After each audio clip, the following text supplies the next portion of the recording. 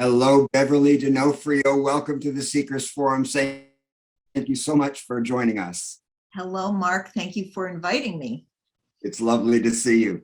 And to see you. Start by asking you about the darkness and creativity. One of the things that I loved about your book, Looking for Mary, is that you start in the midst of a real crisis. You've just broken up with this man. You're doubting your ability to love. You're in quite a dark place. Why did you begin it there? Well, because it launched the whole journey. I mean, it was like, you have to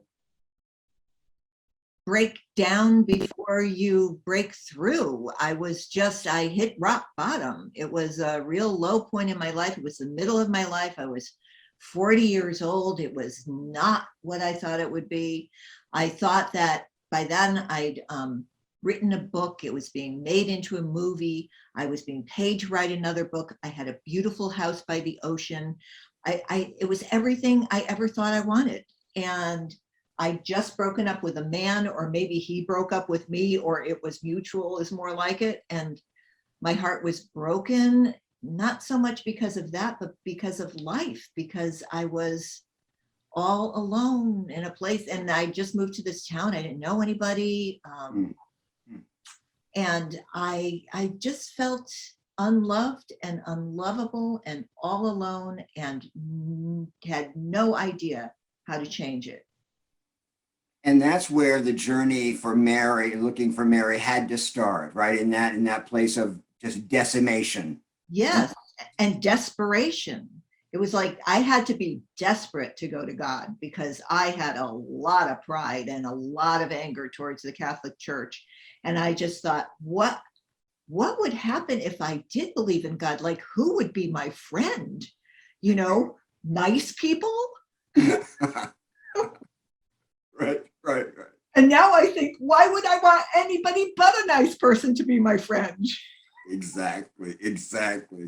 And so how did it begin to change for you? This, where you felt that your heart was beginning to open, there were glimmers of God's love or of spiritual connection. Could you give us a moment when that really became real for you? It was, well, there were lots of moments. And, you know, maybe the first one was so I began collecting Virgin Marys as kitsch, and went to a therapist who said, you know, maybe you should try believing in God. And I said, you're crazy. But meanwhile, I was collecting these Virgin Marys, and they were all over my house, and I started to feel lighter, and I planted a garden, and I made friends, and my life turned around. But it was the Northeast, and it was freezing cold, and I had an opportunity to move to Los Angeles, to Santa Monica. The movie of my book seemed like it was about to be made, and I thought, I'm going to do it. I'd never lived anywhere but the Northeast. And I laid in bed that night, and the night before I left, all my Marys were in my car. Everything else had been shipped, and I was just scared. And I thought, well, maybe I'll pray a Hail Mary. I mean, do I even remember it? And I did. And I prayed it all the way across the country. And I can't say that I felt the presence of God, but I certainly wouldn't have named it that then, but I felt safer. I felt,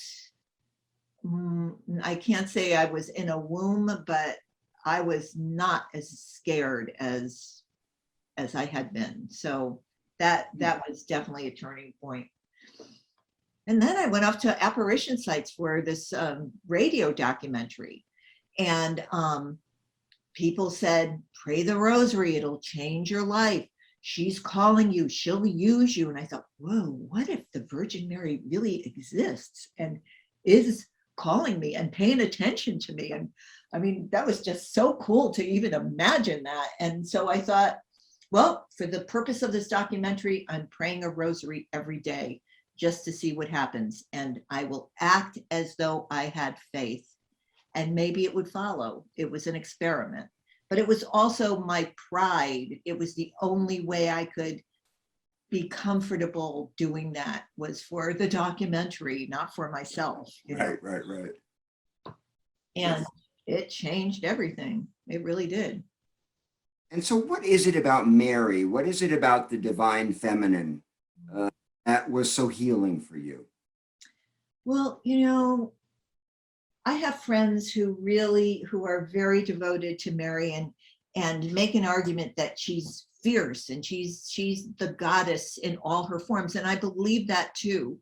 But for me, what I loved about the Virgin Mary or Mother Mary really was her unconditional love, her softness, her kindness, I could feel loved by her. I don't need a fierce God. I'm fierce. I needed to soften. I needed to open my heart. I needed to be more like that version of the goddess that I wanted to imagine. And I needed to feel loved. And so what's it like for you now? How is it? How have you integrated it? How does it sit with you now? Would you call yourself a person of faith? Absolutely. I mean, God is like number one on my list. And I don't know. I think of Mary as just one manifestation. You know, it's the creative power of the universe or the universe. I don't even know what to call it, but I experience it, and I have to. It's work. I still pray rosary every day, except when I don't walk my dog. I confess I only pray the rosary when I'm walking my dog, but I have to walk her every day. And I don't know. I need meaning in my life. I need to think that this life means something and that there is a purpose and that I was born for a purpose, and that the more I can connect with, the divine, the nature, it's what I live for, really. I mean, my days are dictated by that. You know, I meditate in the morning, I do my yoga to set myself up. I stand outside and I look at the trees and I breathe in the air. And the first thing I do when I wake up is I make my dog twirl 3 times and sit. And then I throw my hands up to the sky and say, thank you for my dog, God, and for my dog, my friends, my family, just like that. And it's just like, oh, and I mean, I have joy. A lot of that's how you start your day. That's how I start my day. Yeah. That's amazing. So how has this shift in faith changed your life as a writer, changed your relationship to your muse? Well, it's kind of all I want to write about is how it's changed my writing. I want to write about the experience of God in my life, or how the Spirit moves in my life. And I don't have that answer. I mean, all of my books are a quest. And the latest one is about the one that I'm working on now. I'm 71 years old. This is the last act. Who am I? Have I done what I wanted to do? What did I want to do? How can I become kinder, softer, less? I mean, I have used the truth as a sword. I mean, like I was just thinking of, I have a friend who just started this website blog thing, and she's a writer, and she wrote something and it was just bullshit to me. And and it was under the guise of, I'm being really honest about what it feels like now to be this age. And anyway, I wanted to point out something that seemed just disingenuous to me. And then I thought, she didn't ask me. It's not my job. And if she doesn't want to know what I know, so what? It's not my, it's like, I can just be soft. I don't have to like tell everybody everything I think and everything I see every minute of the day. And, it's just, so my job for the rest of my life is to open my heart and be soft and kind. And I mean, that's my trajectory because of where I've come from. So the book started being called An Inheritance of Rage, and now it's riding in cars with dogs. I love it. That says your whole arc Exactly. right there.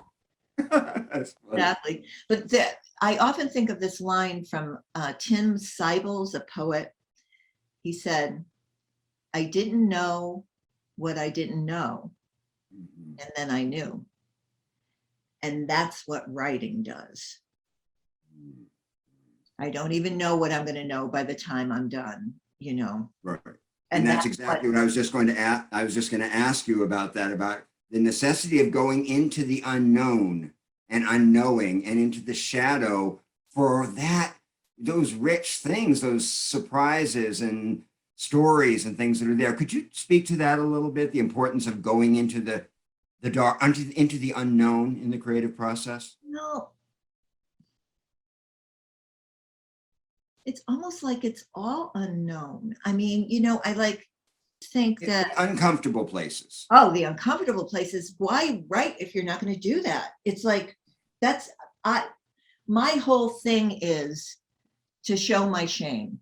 That is my spiritual, that's why I'm here. I think that's why I'm a writer. I share my shame. I share the darkness so that other people can say, me too. I'm not that bad. I never heard anybody say that before, what I was thinking. That's my whole mission in writing, really. Right.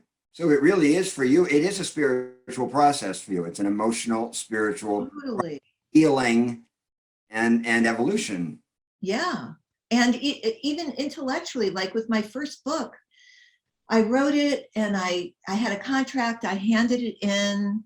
I had worked on it for 7 years, and then I got a contract, worked on it for 2 more years, handed it in, and he said, I don't know what to tell you, Bev, but it's not good enough. You have to go back. And so I was like, and only in that final draft, so many drafts, did I realize what the whole book was about, which was, I was saying it was the story of a bad girl who makes good. I get pregnant in high school. I end up going to college after falling down on my face. That was the superficial arc. But the real arc was my son was a blessing. Getting pregnant, having my son was a blessing or a curse. It's my choice. And Hamlet said it first. Nothing is either good or bad, but thinking makes it so. And that's true of every single book I've written. It's like, it's all in the way you see things. And I didn't know that for 9 years, that's what that book was about. And then once I figured that out, I could go back and make it really directly more about that. Yeah. Well, so when you're working with writers, when you're working with creators, talk about courage. What do you say to them about the necessity to go to their dark materials, to go to the places that scare them? I say,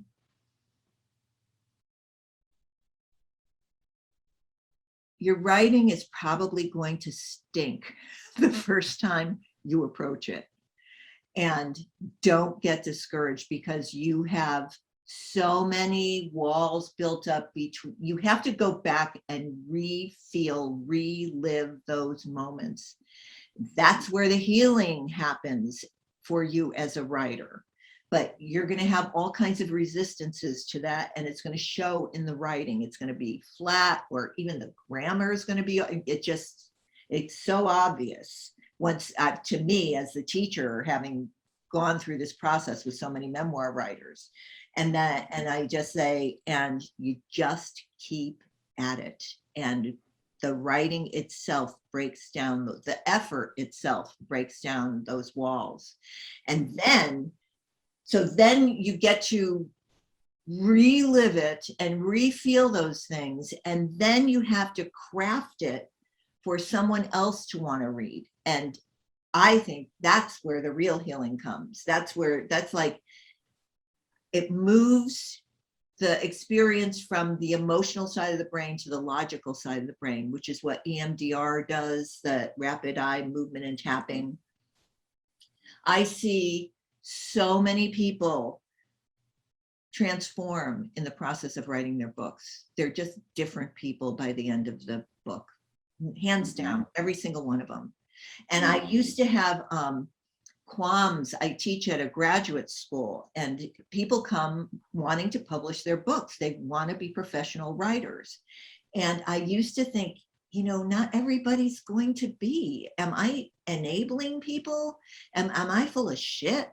And I realized after not too long that it doesn't matter, because writing is good for them, and they are going to have a better life because they wrote the book.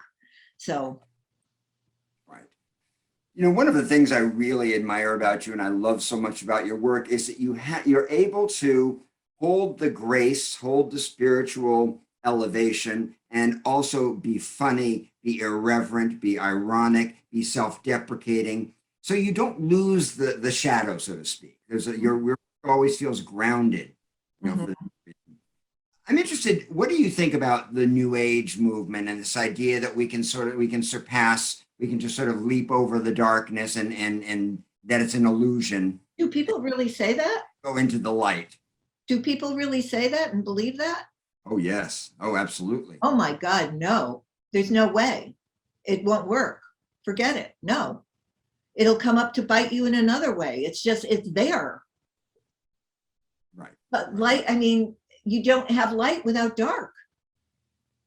It seems so It's obvious. so simple. Yeah, of course. But so many folks are, feel like the dark it's an old idea, that you have to go into that, and that it's a sort of old paradigm thinking. And what we really want to do is just move toward the light and move away from the illusion of all of this pain. Oh, yes. I'm thinking, all right, I don't want to get real dark here, but I was raped when I was 56 in my own bed in Mexico. It's fine. It all turned out, nothing is either good or bad, but thinking makes it so. It was an amazing. It was horrible, and it was not horrible. But there were 5 victims. We all went to court to convict him, except for one, a Buddhist, who said she wasn't going to the dark. It was like, I have such a chip on my shoulder towards Buddhists because of that. Like, what? You're going to let the guy run free because you don't want to go to the dark? No. No. We have to be able to hold on to that, be able to be in touch with our pain, and know that it coexists with freedom and joy. Absolutely. And pain is how you grow. Pain brings you closer to God. The times that I've been really like when I was raped, it brought me closer. I entered a liminal space. It was like I needed God. I needed God. So later, I ended up writing about it in the newspaper because no one had gotten the facts from everybody. I knew the facts because I knew the women. It was in Mexico, and it was an English language newspaper. And I said, he's only one small man, and we're all terrified of him. He's just a damaged person, because people were fleeing town. They were getting roof dogs and putting razor wire on the roofs. He could get in anywhere. The town was in a panic. And I said, I prayed the Hail Mary out loud when he was in my bed, and he left. And he said, I stopped praying. I said, I'm praying for you. And then I thought, oh, I should pray for him. Then I did pray for him. And then I thought, wait a minute, I didn't even pray for myself. And I'm praying out loud the Hail Mary. And he says, it's okay, I'm leaving. And he left. And so I said, I prayed the Hail Mary. If, maybe you'll be smart enough to pray out loud before he rapes you, but he left. And so they printed it in the paper. People printed it out. They put it in their shops. They memorized it. They carried it. He got caught 5 days later. But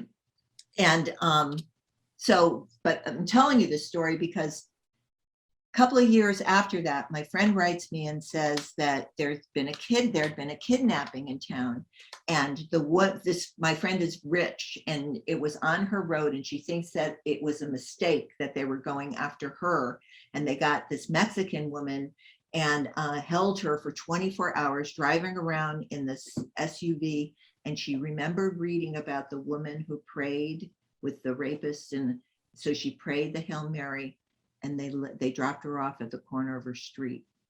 And my friend said she didn't really believe, she just was doing that because she remembered. And I said, Michelle, believe me, in that moment, she was praying to God.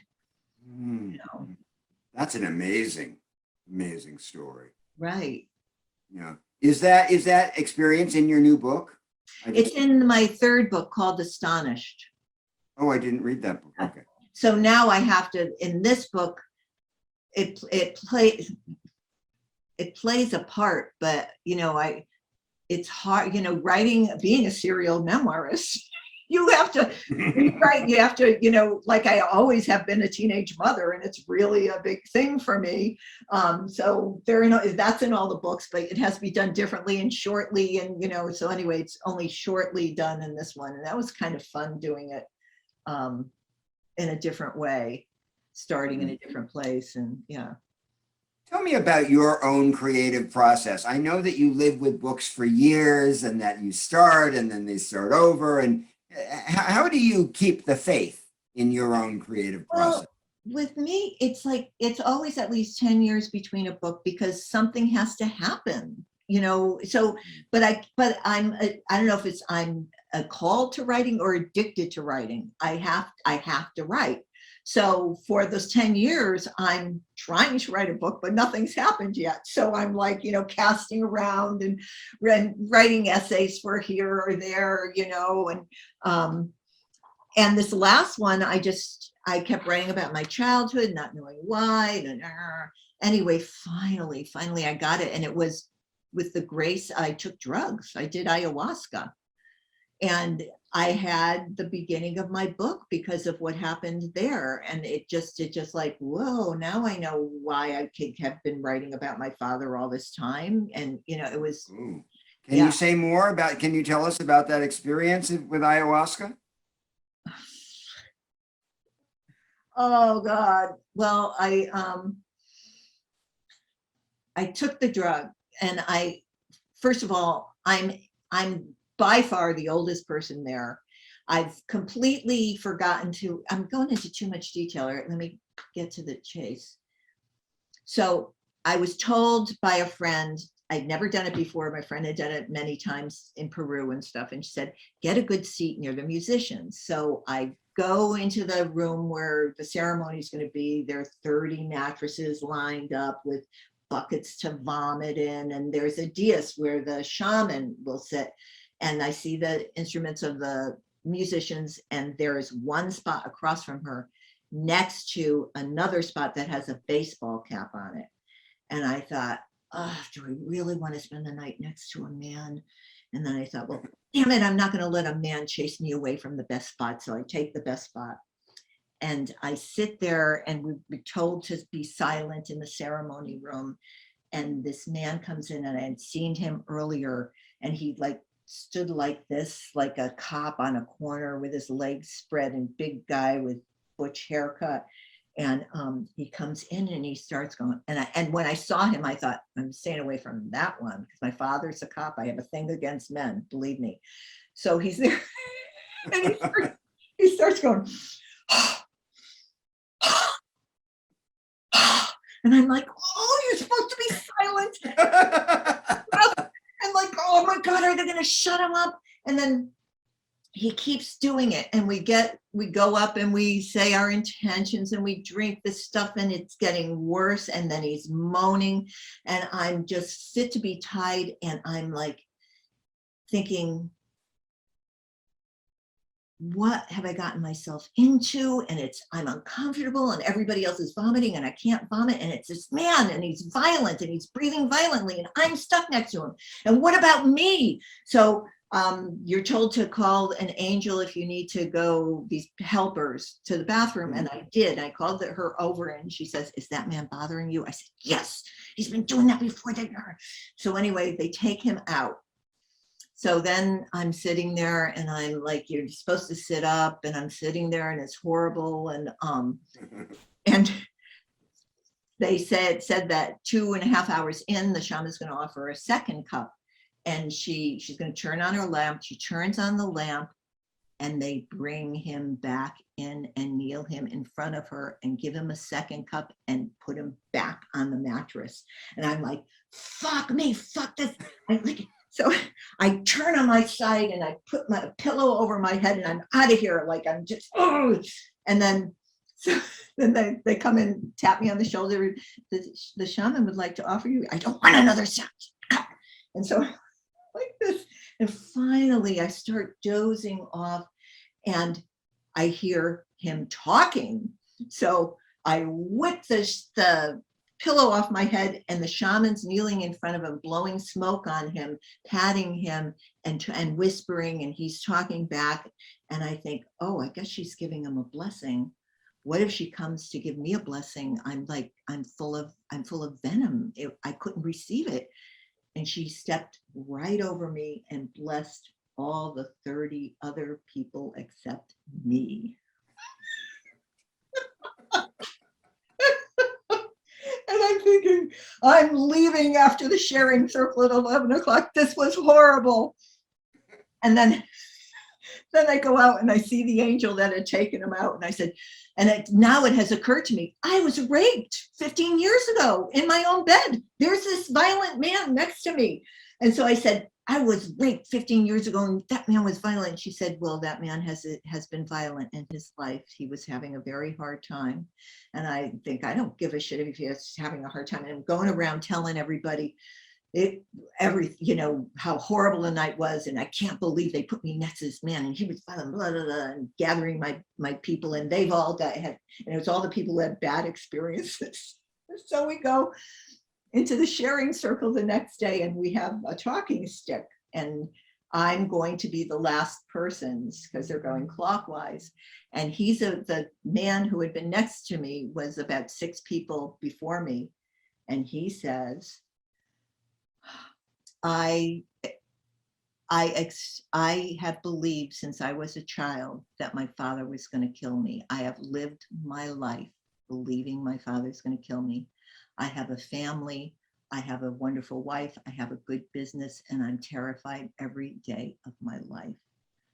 Last night, I felt such pain. I fell. I died, and the angels caught me and said, it's okay, you're safe. And he said, and it left me. He said, when I came in, I knew this was the time, it would have to go or I die. So then it's my turn. And I start crying and I say, I'm a control freak. I couldn't control how I fed what was going on. And I never for 1 second, not for 1 second, wondered what he was going through. Never for 1 second did it occur to me to pray for him, to send him love. I'm completely narcissistic. Every morning I wake up and I think God had helped me put somebody before me. I'm so narcissistic and I fail all the time and I'm weeping and then so now I'm going to stay. And the men were so sweet. They all come up and said, thank you for being so vulnerable. Thank you for, And then I'm sitting in front and I'm avoiding that guy the whole day. And I'm sitting by the fire and he comes up to me and he says, can I talk to you? And I said, okay. And he said, I'm really sorry you went through that. And I said, it's not your fault. That was all my stuff.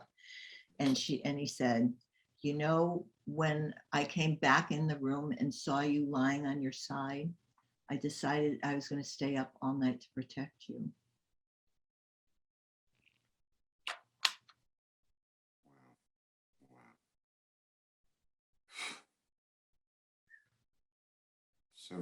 so amazing. So you just, so that was for you a deep healing toward men. It's a beautiful experience. Yeah, what a gift. What a gift. And has it shifted your? Totally. Well, then, maybe a year later, I did MDMA with a handler, and that was another, I'm not going to get into that one because I haven't written that one yet, but that was, it just gets deeper and deeper. I mean, revelation upon revelation, and it's incredible.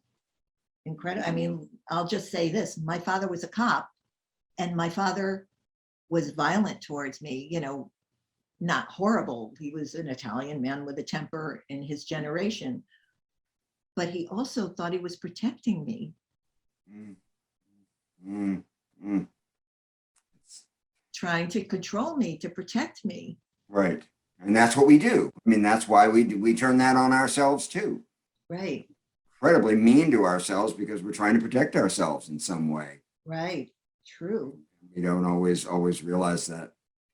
Well, I know you need to go. I'm so grateful to you. Yeah. You ask the best questions, and you have such a responsive, eager, receptive face that it's so, I always want to be interviewed by you. Well, we'll do it again when we have more time.